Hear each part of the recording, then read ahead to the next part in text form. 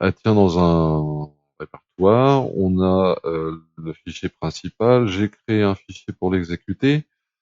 On va revenir après dessus. Vous allez exploiter Python avec des éditeurs de texte. On pourrait le faire avec le bloc-notes. Je vais vous remontrer. Ici, si je fais un clic droit, hop, c'est du fichier texte. Bon, ça pas trop enfin, c'est pas facile comme ça, on peut y arriver, hein, mais c'est pas facile. C'est quand même un peu plus évident avec des logiciels faits pour ça, avec de la couleur. On trouve les numéros de ligne, on peut mettre des commentaires, enfin, on voit déjà la différence entre les différents éléments.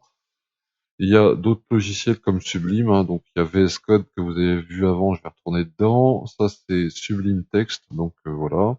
En Python, on utilise des librairies et on crée ces librairies. Donc ça, c'est des librairies de Python. Celle-là, elle est importée. Dans VS Code, on a la même chose. J'importe mes librairies de Python. Ça, c'est mes librairies personnelles. Alors, enfin personnelles, voilà. Dedans, qu'est-ce qu'il y a dedans? Il y a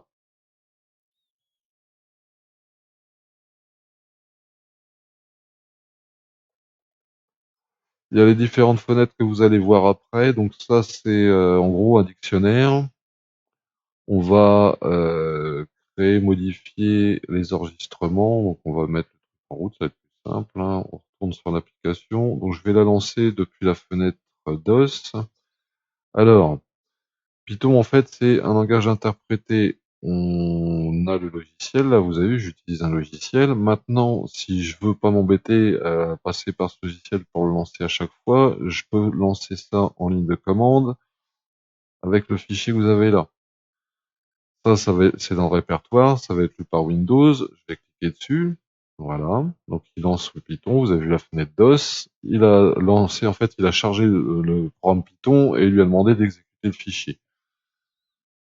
Voilà. Donc là, je me retrouve sur ma fenêtre, on va dire mon module mot. Donc, le module mot, c'est juste un dictionnaire. Donc là, on va faire une recherche. Par exemple, on va chercher la réluctance.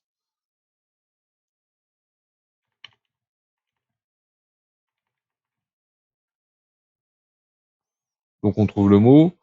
Les 4 opérations de base qu'on va faire sur une base de données, c'est en anglais c'est du CRUD, c'est create, read, update and delete. Donc en français, bah, c'est créer, modifier, on va dire voir, on va dire détail pour nous. Quand on a des enregistrements, en fait, on va présenter synthétiquement l'enregistrement, après on va mettre le détail, et ensuite on peut supprimer l'enregistrement.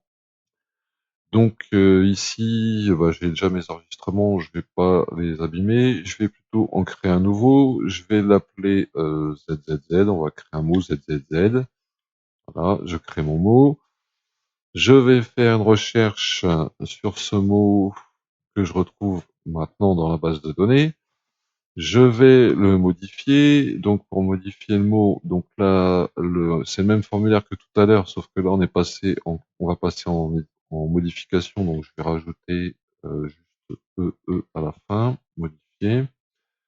J'ai pas automatisé le changement j'aurais dû, mais enfin, normalement, on devrait le faire. Là, je l'ai pas fait encore.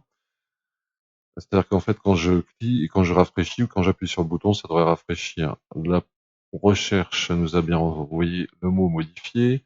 Maintenant, le détail, bon, on l'a là, hein. Et comme ce mot, ben, il ne veut pas dire grand-chose, la dernière chose qu'on va faire, ça sera le supprimer.